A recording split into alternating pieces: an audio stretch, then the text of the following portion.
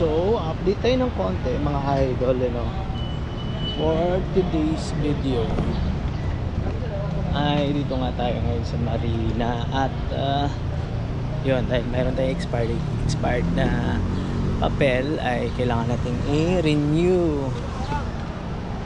So, ayun nga, kasi dahil yung application natin is inabot na ako ng isang buwan ng COP sa BT refresher ko. So ngayon pumunta ako ng Marina dito sa port area. So dito na yung pinaka main ng Marina.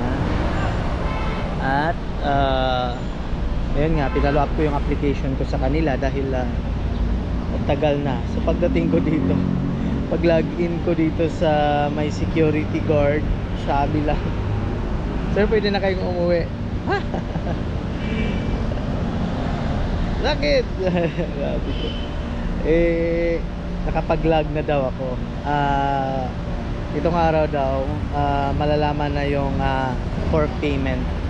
So ayun, hindi ko pa rin sinigurado ko pa rin pumunta pa rin ako sa window 1. So yun nga, sabi nung sa window 1 yung teller, sir, balik na kayo dahil pwede na kayong umuwi mamaya.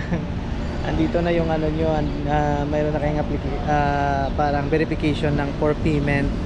Sabi ko, ganun ba sir? So yan mga idol, malalaki ang pagkakaiba ngayon sa pagre-renew o pagkukuha ng mga COP dahil nahihirapan ka ng matagal silang mag-response. Sana pabilisin nila yung response ng nung mga application nung kumukuha ng mga COP, mga documents COP dito sa Marina. Dapat pabilisin nila dahil sobrang tagal, paantay nilang tao. Ang naman dyan is hindi nila alam kung malayo yung tao, diba? Nag-i-port para bumiyahe, tapos pagdating makapag-log lang sabihin pwede na kayong umuwi dahil i-endorse na namin yung logbook.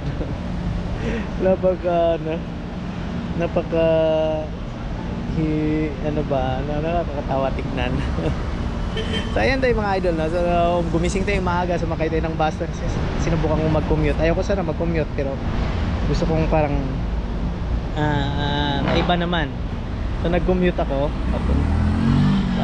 dito sa Marina. Nagbus ako LRT. So ngayon dahil medical ko bukas, uwi muna ako sa amin sa Zambales. Ayun, so medical na naman tayo sa Halcyon. So ayun, tabayanan ko kung may darating na reference number mamaya. So see you. Thank you. Have a good day.